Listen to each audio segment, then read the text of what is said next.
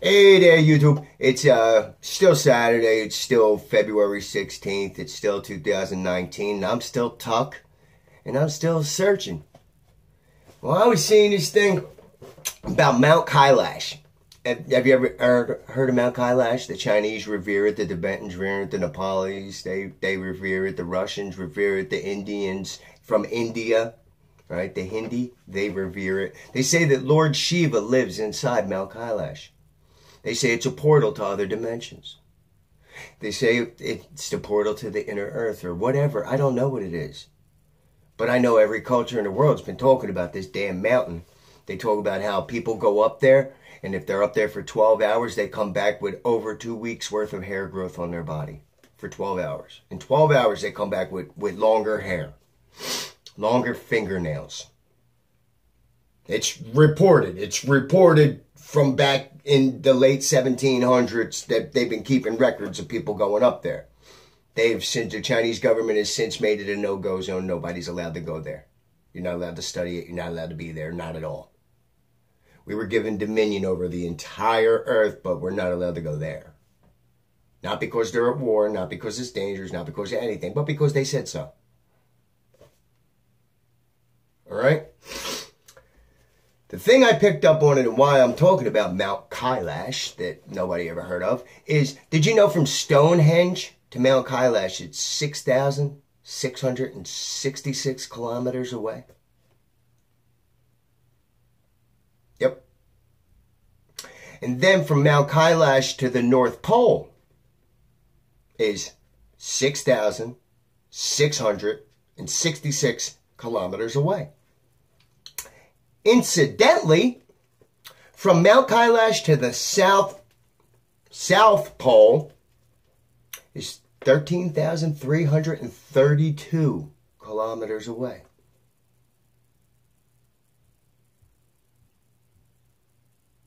Yeah, exactly double.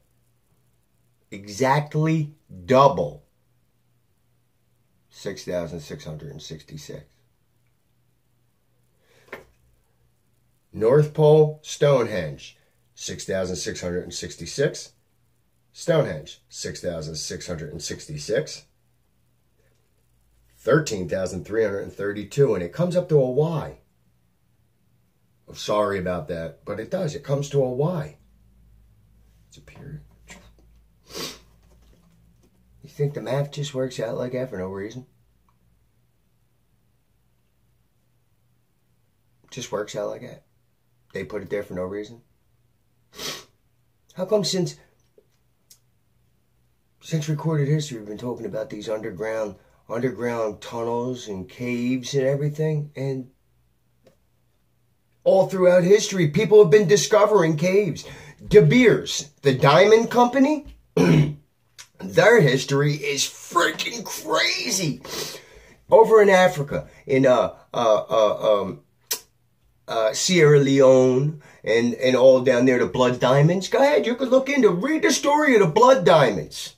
About Congo down there, about them down in Congo and Sierra Leone and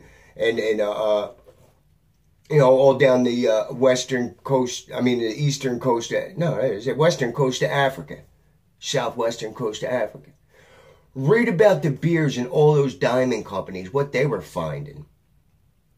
Read what they were told to do once they found an underground tunnel. They were told to place explosives there and bury it and not to speak about it. It's in their history. I'm not making it up. I'm not saying that's what they did. I'm telling you that that's what they said they did. They were told to bury them. I don't know how long we've been here. I don't know how long we're going to be here. But I'll tell you what. I bet we'd be here a lot longer if we were told the truth about how long we were here. If we were told the truth about our real history. If we were told the truth about how divine we really are, all the bullshit outside stops. All that shit stops. Because when the public believes in themselves, we're going to have a different opinion than the mainstream does about us. If we believe in ourselves, they obviously don't. Mainstream does not believe in us. They think that we cannot survive unless they govern us and point us in the right direction. We will not survive. We are not capable of waking up and going through our day on our own without their help and their guidance and their direction. I went years and years and years having not looked at a television, not looked at any newspapers. I had a needle sticking in both arms. I survived. I didn't have any of their help. I didn't listen to what they said, yet I survived. Prior to 1900, there was no TV. There was no newspapers. 95% of the population couldn't even friggin' read prior to 1900. Did you people think that school was always like this? Well, I'm going to tell you this. I started school in the early 80s, 1980. And there weren't any schools except in the inner city. East Stroudsburg, Pennsylvania had one school. They had elementary school, and that was it in the 70s. Then they had to build a high school to separate the elementary and the high school students. And that was it. There was K through 5, and then there was 7 through 12. Then the population grew a little more in the late 70s, early 80s. And they had to build another school. So they did. They built North Cortland. And that was just for 6th grade. J.M. Hill became the K through 5. The population explosion happened and they had to build a school just for 6th graders. Just for 6th graders. Why? Why don't they have to build a school for 5th graders? Why didn't they have to build their own school for the 9th graders? Because there wasn't as many of them. Why were there so many 6th graders that they needed their own freaking school?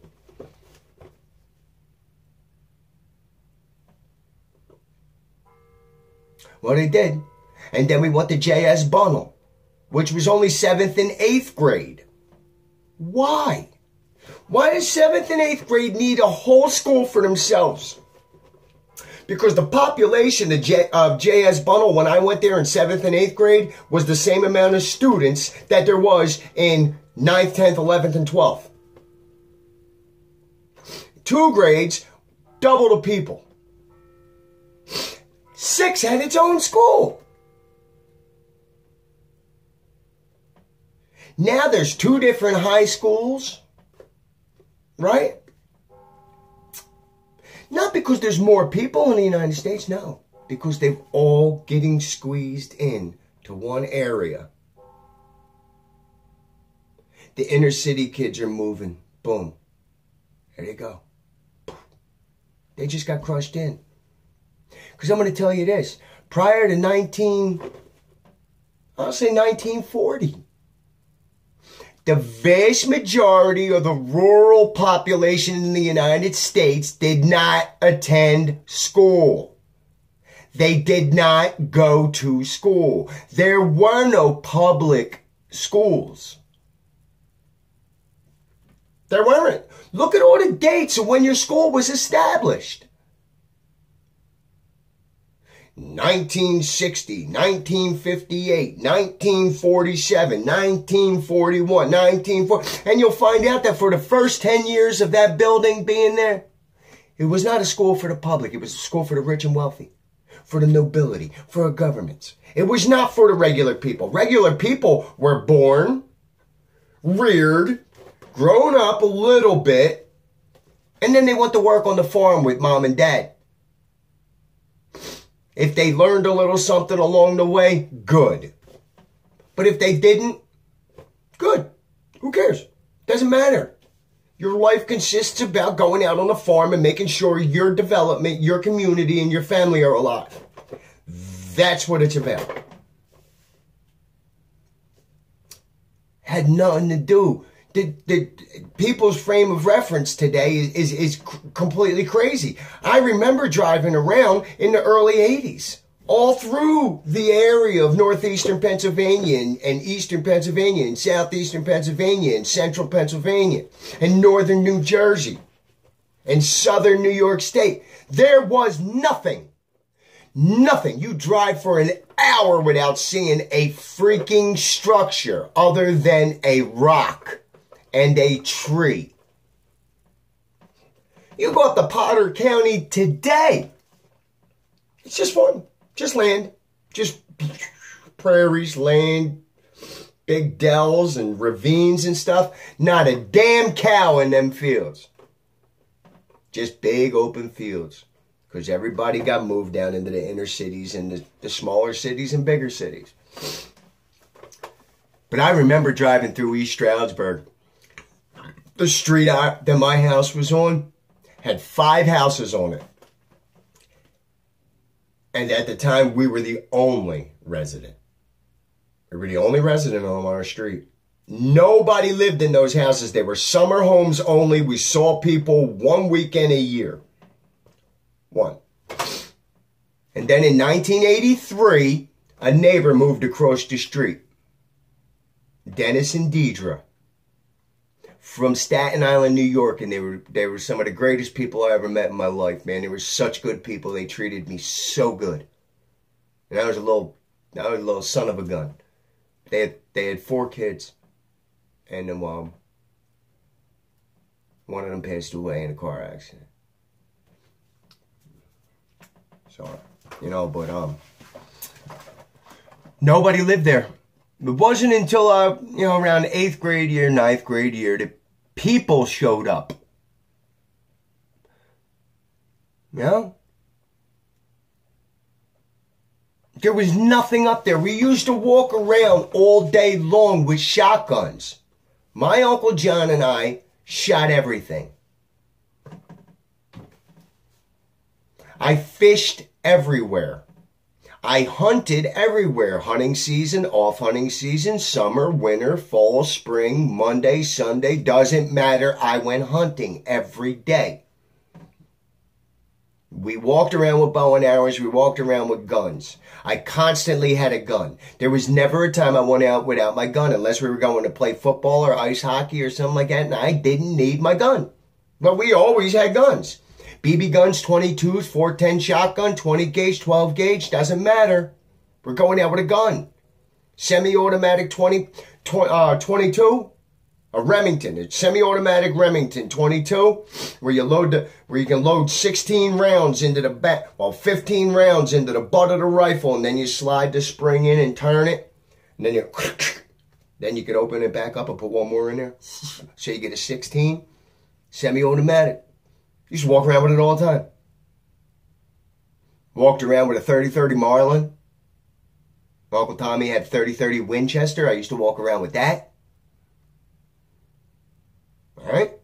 30-30 Savage, bolt action. Walked around with that. Just as a kid. You know why? Because there's the only freaking one there. There wasn't nobody out there with me. I was alone. Now you go through there and it looks like South Jersey. It looks like a regular town now. That all happened in the 80s and 90s. It didn't happen back in the 1800s. It didn't happen in the 50s. It didn't happen in the 30s. It didn't happen in the 20s. It just happened. Population just happened. And you know why? World War I, World War II, Korea, and Vietnam. And now the Middle East situation. That is why the population increased. We blew them the frick up, so they had to come here. And they brought all of their patriotism to their homeland with them here. They have diluted our patriotism with patriotism towards other nations. That's why nobody gives a shit about this country anymore. Because ain't none of them from here. And ain't none of them been here long enough to give a shit about it.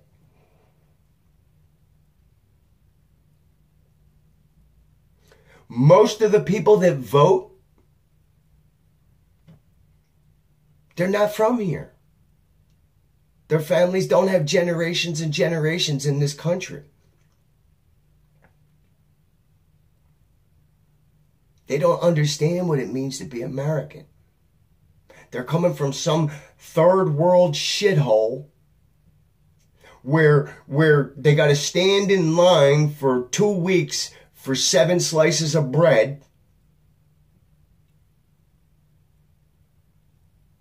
Everybody's fighting over the soft slice. Then they come here in the land of milk and honey, and we give them everything. Welfare, no taxes, here's a loan, go to college, here you go, here you go, screw my wife. We give them everything. If you're coming from a home where you have absolutely nothing,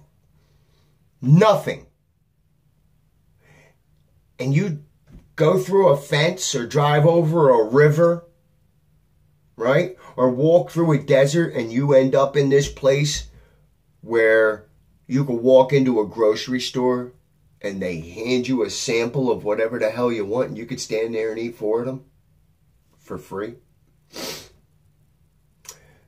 If you could walk into a building one day and say, hey, I need help. I don't have shit. And they'll give you $400 a month in food stamps. They'll give you medical coverage. Right? You'll be in a government where nothing you do is illegal. The people that live here prior to you getting there, we'll charge them with your crimes. So you're good. Don't worry about it. Oh, and by the way, all the people that lived there before you got there, well, you see, they get taxed, right? They get taxed out of their paycheck. So they work their asses off, right? And they think they make $25 an hour. But by the time we're done taxing them, you know, they only make like $3 or $4 an hour. Which is exactly what they're going to pay the people from the third world countries to do the same job we're doing. $3 or $4 an hour. And we get paid $25. But they're not getting taxed and we are. So we make the same. Only they don't have any extra charges. No extra fees. And they have no patriotism to the United States and what the Constitution means. What the Constitution is, it is the greatest document ever drafted. Ever. There will never be a document greater than the American Constitution. Just can't happen. Everybody slams the Constitution. You know why? Because nobody's ever read it. Not even the people that are supposed to be enforcing it. They don't read it. And what we have outside, it's not documented at all in the Constitution. Other than to say, this document is, we put forth this document to prevent this. What we have. That's the only time it mentions the shit that goes on every day out there. Is that this document is here to protect you from that. And yet it's happening because nobody ever read the Constitution. You'll see that 9 out of 10 things that we hold as true, that we follow as law, does not exist. 9 out of 10. And the one that does exist, it has been so bastardized and so confounded and distorted that it doesn't exist either. The old senator, Republican senator from South Carolina, Trey Gowdy, Gowdy. Watch that dude when he's in Congress. Watch him. Watch him when he's up in front of them people. You want a Constitution scholar? There's one. That's a man that understands the Constitution. And you know what? He stepped down. He stepped down just prior to Donald Trump taking office. Taking the oath of office to the United States. Not the United States of America. The United States. The company formerly known as the United States of America.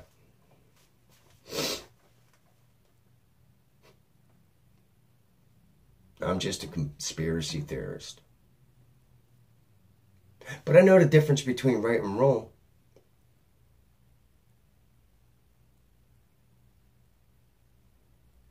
I know that the story they're giving me does not match with what I see.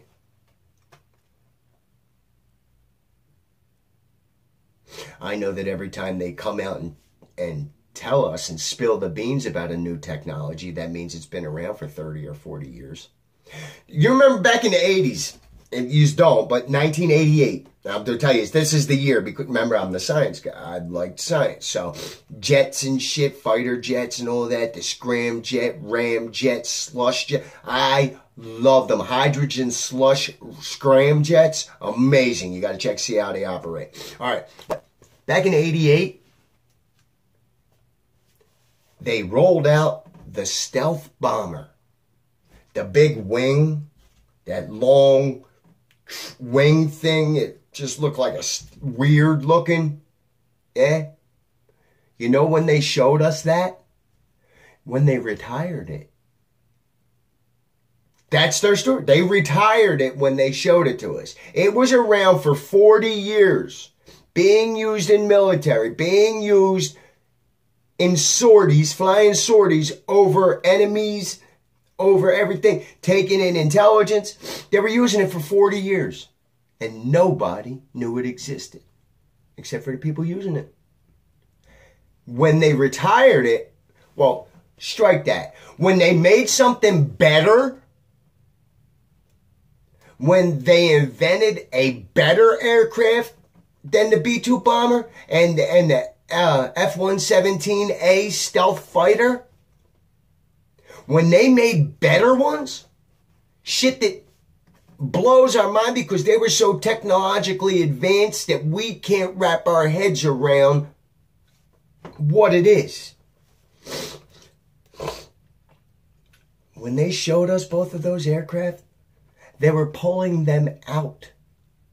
They were putting them on the scrap heap because they were obsolete. The greatest piece of technology we had in 1988 was obsolete. The public's. The greatest piece of technology that the public knew about was a 40-year-old antiquated piece of technology. Still think we're right on top of things? Still think you know what the hell's going on? You see a 2-minute clip on television about some senator standing up at a podium and saying something, and then you walk away feeling all warm and fuzzy inside that you know that your tax dollars are going to work. What about the other 23 hours and 58 minutes a day? What about that? What the hell is happening then? You think these guys make their minds up and make their decisions when they're standing up at that podium? No. You know when they make those decisions? When they're sitting in a boardroom with somebody, with their boss. Right? Yeah. When they're sitting there with their boss. They think about it constantly. When they're sitting on the toilet taking a dump. Trust me, they're not doing their best thinking standing at that podium. They are reporting what their thinking culminated as. And they do it in 2 minutes. Don't you think that, like, if I had to travel to California, do you think I would have a map of Wilkes-Barre, Pennsylvania, and a map of San Diego, California? And that's it? You think I'd be able to get there? No. You need to see from the inception until the culmination. You have to. But we'll never see that. We see the 2 minutes. They show us walking through the gates at Disney, and you're expected to know where the person came from. You see somebody walking through the gates, and you just assume they came from XYZ.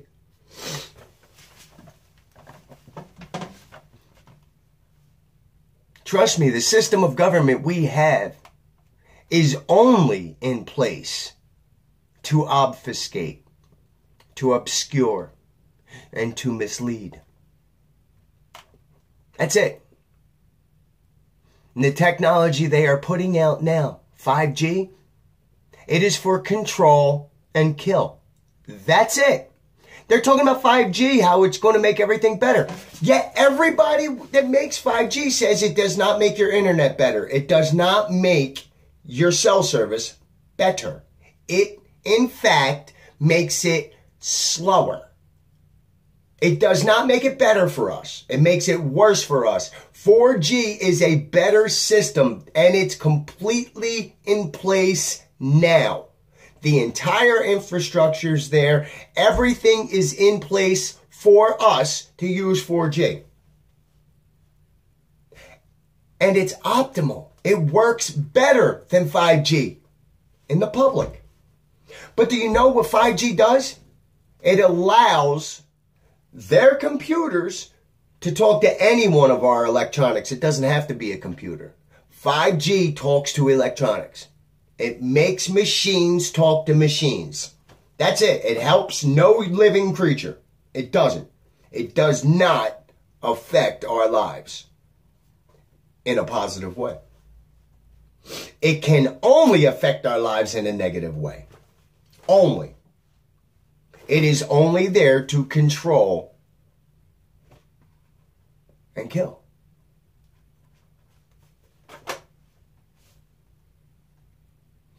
There are hundreds of doctors, hundreds and hundreds of medical doctors coming out and saying, please, do not roll this out. We have not tested it. And they say, oh, well, we tested it in the lab. Okay, well, did you test it in the lab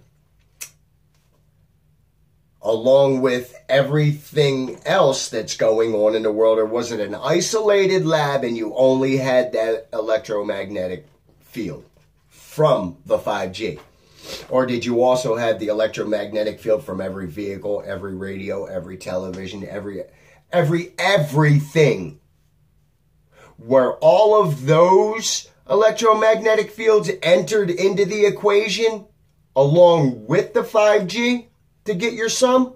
No. We just tested the 5G. Okay. In the original Batman movie, the Tim Burton one with Michael Keaton and the Joker, Jack Nicholson is the Joker. Do you remember Smilex? The chemical he put in there, I had that funny ass face. Remember that? Do you remember how it operated? It was kind of glanced over with the dialogue. It was just glanced over. They didn't point it out real heavy, but if you were listening, you heard it. They said lipstick alone will not bother you. However, lipstick in conjunction with hairspray and baby powder can be deadly. They're saying the chemical itself does not bother you. It is completely and utterly safe. But when you add it with the other chemicals that we use every single day, it becomes toxic to us and deadly.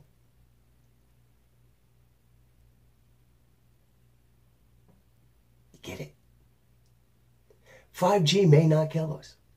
But 5G in conjunction with all the other electromagnetic fields that are around us on a day-to-day basis is fucking us up. We are energy creators. We are electromagnetic.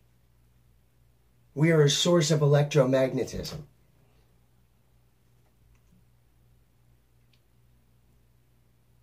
You know, throw an electric field around your hand and watch your hand do this. You put the electric shock on your hand, why? Because we're electric. Everything we do works on an electric impulse. Real quick. Every eye blink. Every inhalation. Every exhalation. Every twitch. Every muscle spasm. That's electric. Everything. Your hair growing, electric. Your teeth growing, electric. Every time you take a bite of an apple, you're using electric. Now, if they have control of all of the electric with 5G, how do you think that's going to affect our bodies, knowing that we're a producer of electromagnetism?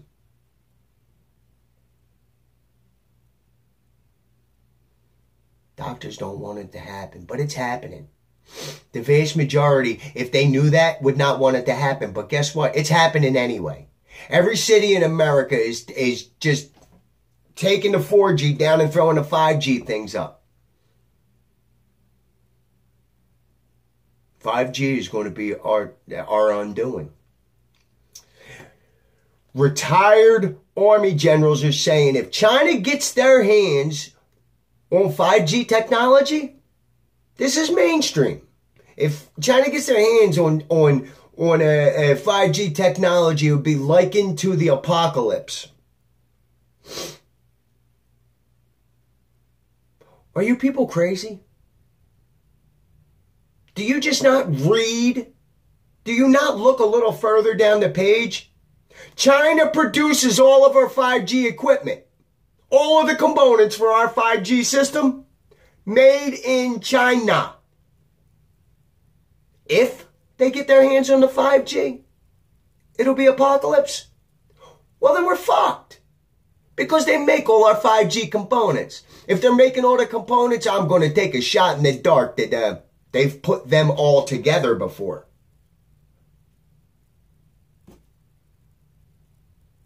It's in the mainstream.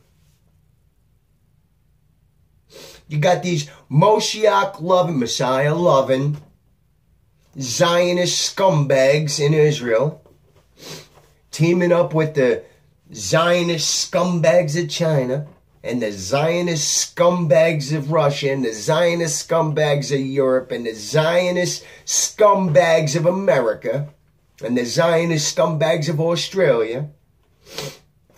They're taking the Khazars, look it up, and the Kazakhs, which are now what you would call the Rothschilds and all of those Zionist pieces of shit.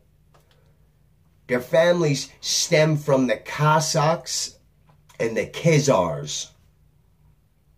It was spoken about, the Kazakhs were spoken about in the Robert Downey Jr. movie, Sherlock Holmes' Game of Shadows, when he's in there singing Madame Simsa.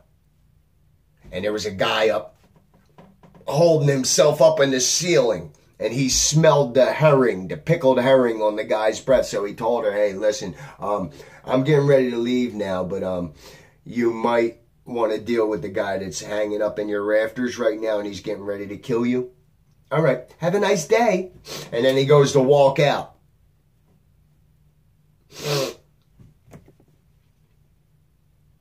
They're spoken about. They're Tartarian. They're brought out in the main public, but nobody will ever tell you what they are. They're a line of evil nobility. Evil nobility. They're in our mainstream public. And all the Rothschilds are related. All of them. George I, Charlemagne, all the same family. It's all the same family, just cousins, uncles, nephews, grandkids, kids, great uncles. That's what it is. It's all big family affair. And they control everything. And they're pushing that 5G out whether you want it or not. You know why? Because America is going to get wiped out and they're going to move the Chinese over here. And they're going to be the new powerhouse. And do you know why I'm saying China and not Russia? Huh? You know why? Not the Muslims? Because China was walled off until the 90s. Nobody for 200 years knew what the hell was going on in China. The Forbidden City. Nobody knew a damn thing about China because they put the wall up and they would not allow anybody in there. No foreigners came into China to give any history, no research, no digging, no anthropology, no archaeology, nothing. They walled it off. And did you know that the Great Wall of China is a name given to that wall in the 70s? Did you know that? Before that, it was called the Ramparts of Magog. That was the name of it. If you know anything about the Bible, Gog and Magog, who were they? They're in the Bible. But that was called the Ramparts of Magog. That is what is referred to throughout history until the 60s. Did you know that prior to George Bush Sr.'s death, he was crowned Magog through Skull and Bones? Did you know that? Did you know that Gog and Magog were gods? They were the Nephilim. Did you know that? Did you know that they were the fallen ones? They were a god with a small g. Did you know that? Why would they they deified that man that has done so much evil. So much evil. He's the only person that was in Texas within 2 blocks of Kennedy getting his head blown off. He's the only person that doesn't remember where he was or what he was doing at the time. He was there.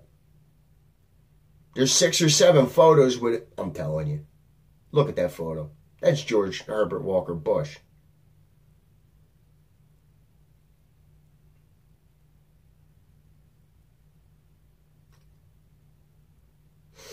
It's all a big family affair. 9/11, right?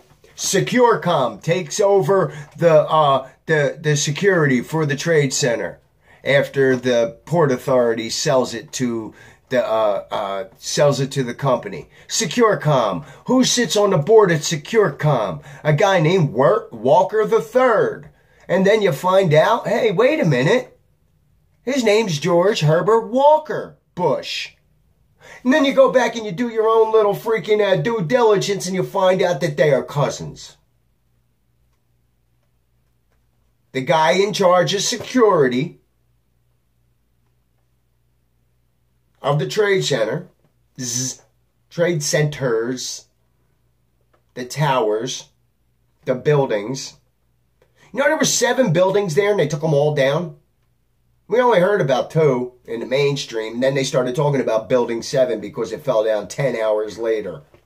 But it wasn't a controlled demolition. Wasn't hit by a plane. Wasn't hit by nothing. Didn't have nothing.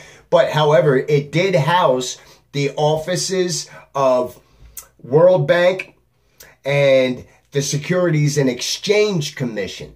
Those were in Building 7.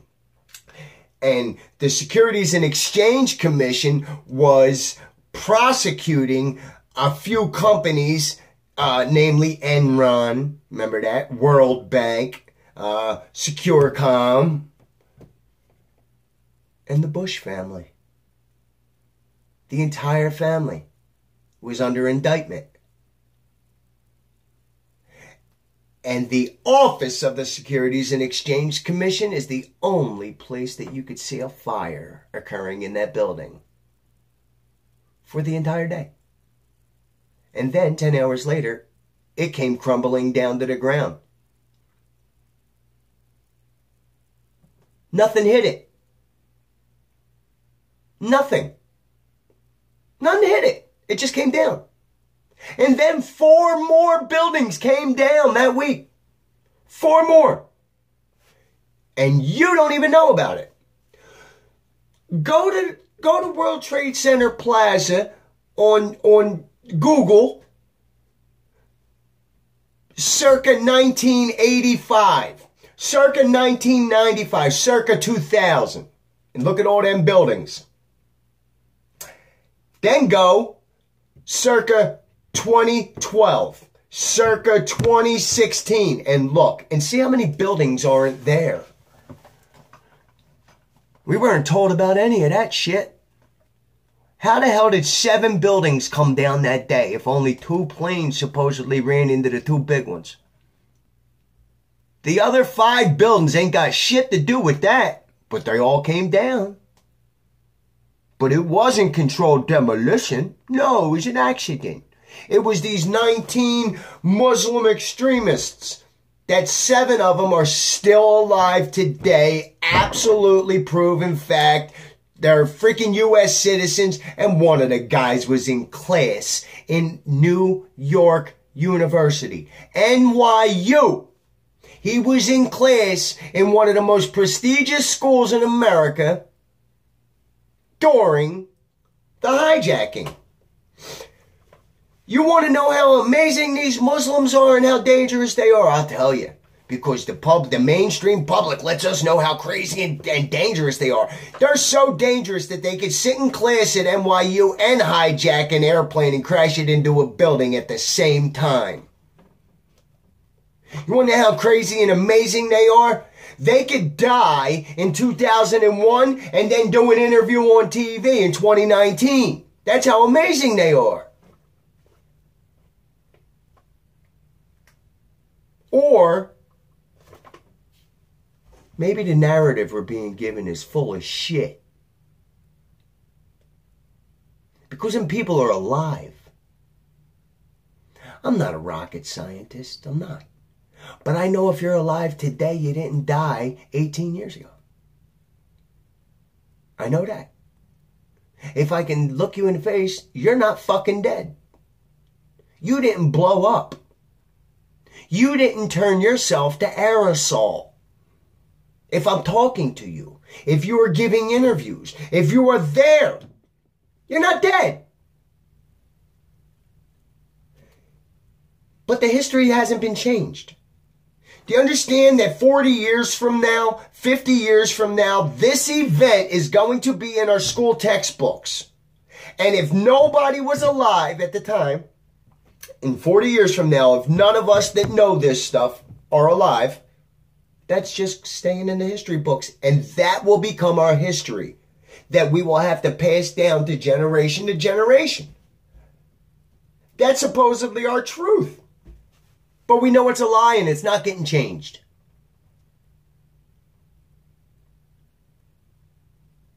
Yeah, who cares that we know it's the truth. We know it's a lie. We know it's a lie. Okay, yeah, we do. What about 20 years from now when some kid far removed from it walks into class and sees it in the book? In our textbooks, that these 19 crazed Muslims hijacked 4 aircraft and crashed them into all kinds of shit. You know? What happens when they go to school and they read about Osama bin Laden? About how evil he was, how he was 6'7", kidney dialysis patient living in a cave, controlled all these people, shut down the world's most powerful government, thwarted every single defense the United States and NATO and the UN have. 6'7" kidney dialysis patient in a cave in Afghanistan beat the world with a laptop. And then nobody knows that in February 6th, the CIA issued an apology, a formal apology, documented, to the bin Laden family for wrongfully accusing Osama bin Laden, for wrongfully implicating the bin Laden family, for lying to the public about 9/11. It wasn't just somebody saying something, just commenting on it. No, it's absolutely a document that the CIA on www.cia.gov,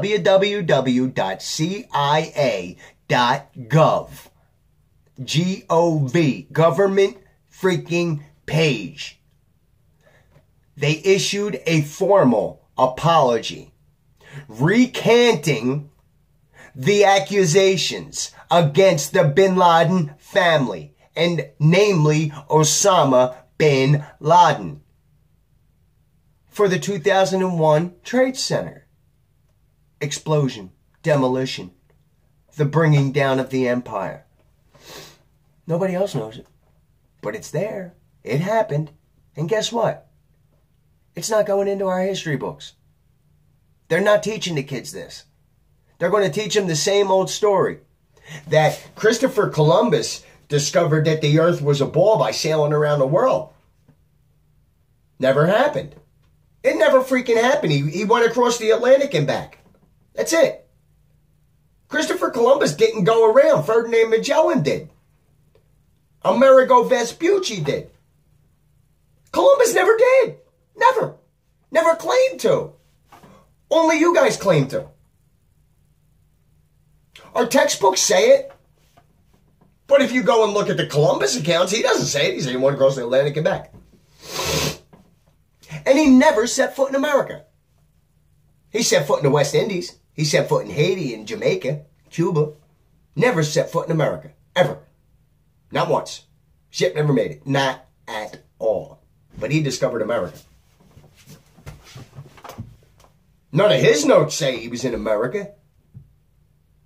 None of his cartographers drew any of that shit. But it's in our textbooks. And you'll sit there and argue with me.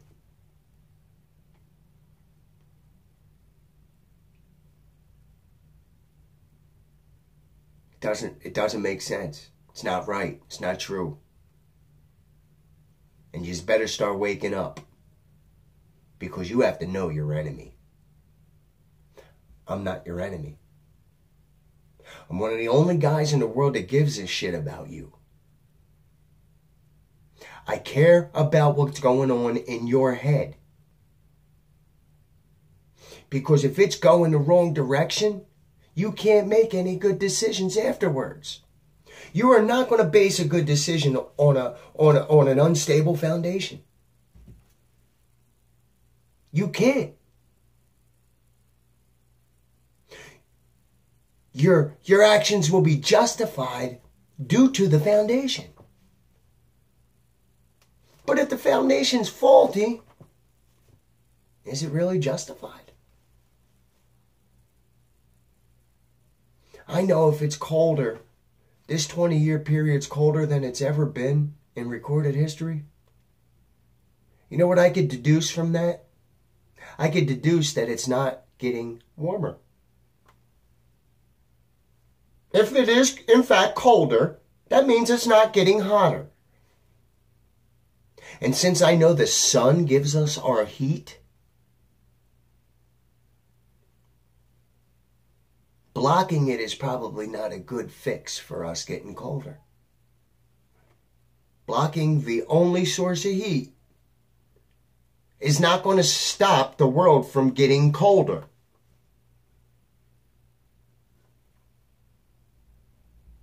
Look at the temperature trends. Go on the weatherchannel.com, whatever. Just watch the temperature trends going on from the mid-1800s to now. Watch what happens. Not this. Doesn't do that. The graph goes downward. So why the hell do we have to cool it off? Why are we blocking the sun again? Oh, because you're a frickin' end times prophecy loving piece of shit. That's why. Really. But they tell us it's heating up. And then the next day they tell us it's cold. And then the next day they tell us it's hot. And then the next day they tell us it's cold. And then everybody in their living room goes, these assholes don't know what they're talking about. Fuck them, they don't know. And then they walk away. And they leave it at that. Well, I'm telling you, if I'm getting two polar opposite observations, two of them polar opposites are being handed to me in the mainstream, do you know what I know? Know what I can figure out from that? That they're fucking lying. That's what that means. They're fucking lying. They are making up a story to suit an agenda. You can't tell me you're the number one this, the number one that, and you're both saying two different things. Completely polar opposite things. And yous are both right. Yous both can't be right. So you know what that tells me? That doesn't tell me that one of them's right and the other one's lying. That's not what it says. It says they're both aware of each other and they're both putting it out there and they're there to obfuscate you and confuse the shit out of you, and they're both fucking liars and they should be all strung up for treason. They should be put up on a firing squad, or they should be in prison, because I'm not too sure about the death penalty. I'm not. I know God said thou shalt not kill. You know, a lot of people got to atone for that one day. You know, but I don't know how I would feel about it. But I know thou shalt not kill is not even going to enter my mind if somebody does something to someone I love. And we ain't even thinking about that at that point. At that point, it's just, where can I hide your body? At that point. They're not telling us the truth. One of them's not honest and the other one's a liar. They're both fucking liars. Because they're both being paid by the same people. And if you follow the money. What did I tell you all the time? Anytime there's a crime, follow the money. Well, follow the money with these people. Neil deGrasse Tyson.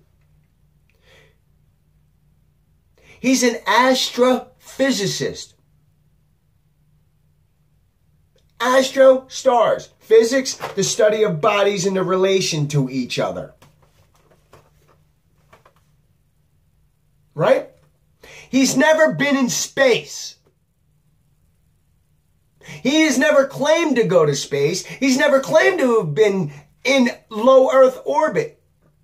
But he's an expert in the physics of outer space. And he's all eating up all the bullshit he's giving you. Listen, I can read all the books I want. You can read all the books you want. You can go get every freaking detailed instruction guide on how to run an M300, a Butler M300 printing press. Digest. All right, double parallel fold. All right, table stacker. You can read all the books you want. I'll bring you to work with me and set you in front of my freaking console. Good luck. You read all the books. You can't tell me about my press unless you run my press. And that's a simple fact. You can't tell me about space unless you've fucking been there. You can read all the books you want, but you can't tell me how it feels to be out there. You can't tell me what you observe when you're out there. You can't tell me how this reacts to that out there. You can't. You've never been there. That's like the blind man trying to describe the elephant. You've heard that? Oh, wow, look at that. It's big as a tree. All right, the elephant is a tree. Yeah. Oh, look at that. His ear. Is it feeling this is a long flappy thing, and it feels like, and you know, an elephant is a long flappy thing. Oh, he's got a trunk coming in. Oh, an elephant resembles a snake. He's a blind man in space, and he's describing it to you, and you're taking all of it in.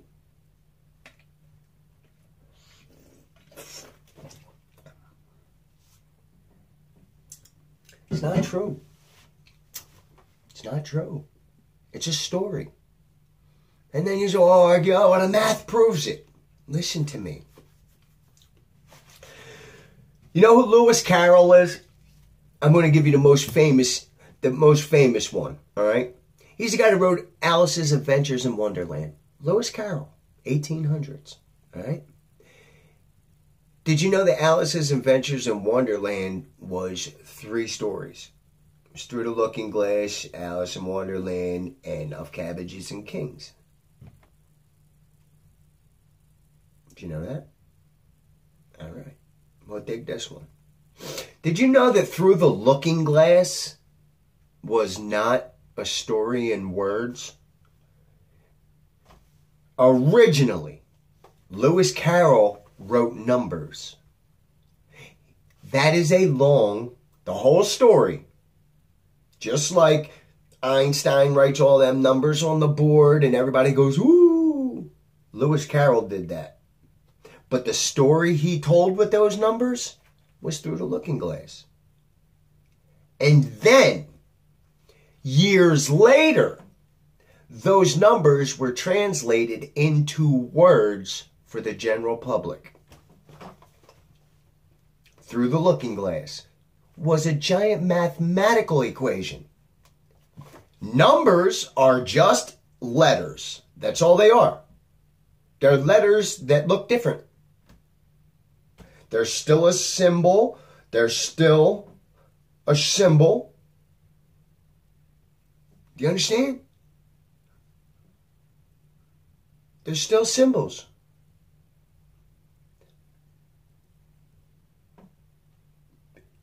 See, they're all the same.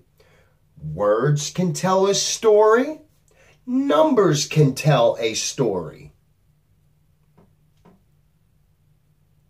Numerology is just using numbers to tell a verbal story. All right? If Through the Looking Glass was numbers before it was words, then that proves that numbers don't have to tell the truth. Numbers can be a fantasy story. Numbers can be fictitious. Because he wrote Through the Looking Glass with 0 through 9. There was no letter A or B or C or D or E to Z. There were no letters in Through the Looking Glass at all. It was only numbers. And they told a farcical, fantastic story with it. And then later on, an educated man, maybe him, maybe Lewis Carroll himself, translated it to words. Well, the mainstream science belief, that's what we got. We got math telling a story, but it doesn't have to be true. The math's still going to work out, right? It's fucking math. 2 plus 2 is going to be 4. Right? It doesn't mean that 4 is the answer to the question you're asking. It just means that 2 plus 2 is 4. They're using the math to cloud your view and tell you that it proves this. No. The numbers and the math on the board prove the existence of the story about that. They proved that that story and that line of reasoning exists. It does not prove that the place exists. It proves that the story exists. Do you understand? I write Huckleberry Finn, right? You write the book Tom Sawyer, right? Going down to Mississippi with Becky Thatcher and Huck Finn and all that, right? You're going down there, right? Does that mean that it really happened? No, it means the story really happened. It means that the fucking book happened. It means that that story exists. It doesn't mean that there was really Becky Thatcher and Huckleberry Finn and Tom Sawyer going down the river and Huckleberry Finn's making Tom Sawyer paint fences while he chills in the back. It doesn't mean that that really happened. It just means that the story exists. And if that math on the board describes that, space, galaxies, black holes, it doesn't mean that they really exist. It just means that the story exists. You can't use math to prove this. You can't. Especially when your eyes don't see it. No matter how you look at it. Numbers are just another way of writing words. That's all they are. Every number has a letter value and every letter has a number value. Every one of them. The Bible. The Torah. Right? The Kabbalah. The Quran. Everyone. Mahabharata. The Bhagavad Gita. All of them are numbers. They all have a numeric code. Everything. The Constitution. Everything has a numeric code. You know why? Because letters and numbers correlate. They're the same. They are the same. This group of people can read numbers. This group of people can read words. Caste system. These group of people can read Latin. This group of people can read French.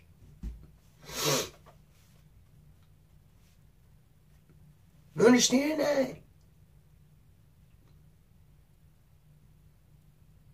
I don't know, man.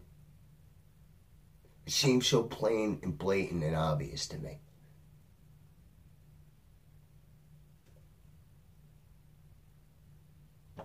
I wish it did for everybody else. Because we all deserve a great world. And it's here. We're living in it. We're living in a great world. Our controllers and rulers are fucking it up for us and making us think that it's not. They're making you think that you are less than. You are divine. You were made in the image of Elohim.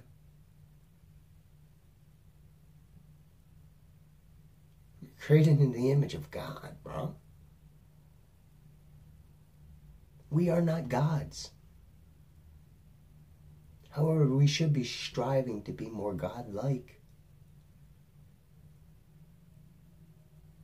And if you think our mainstream science is trying to be God-like with their Big Bang Theory and their evolution thing, they're telling you that you were sludge.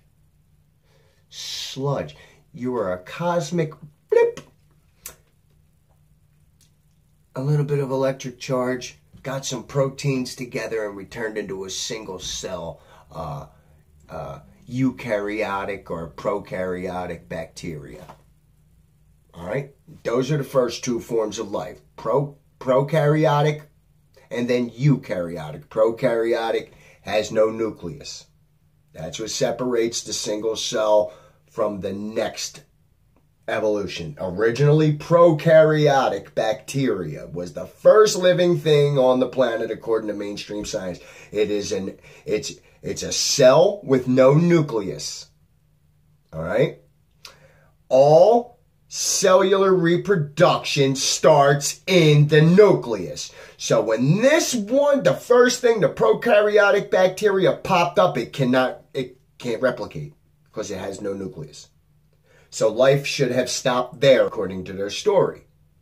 Because they have used that model later on, hundreds and hundreds of times, showing that you can't replicate if you have no nucleus. But they're telling us that that's absolutely where we came from. All right? From nothing. From something that never happened. That can happen. That's where we came from. And then the eukaryotics came along and they had a nucleus, and then they started gathering together, and then they created these things called stromatolites. All right? Yeah! Yeah. And they're called stromatolites. That's where they come from. And you tell me that that's true? Well, if they can't reproduce, how the frig did they reproduce long enough to become eukaryotic bacteria?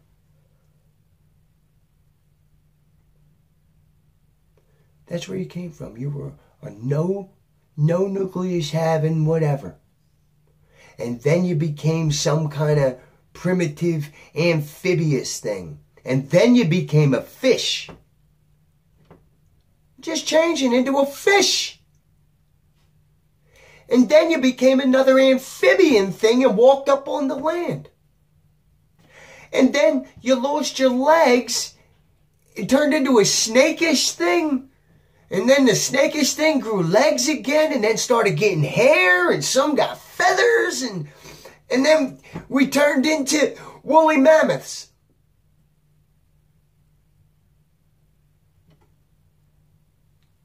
That's fucking insanity. That's superstition. There's nothing backing that up at all. Other than the assertion of a bunch of people who can't make up their minds and come together for one conclusion. Not even one. They can't figure anything out. They all have opposing, contradicting stories about everything.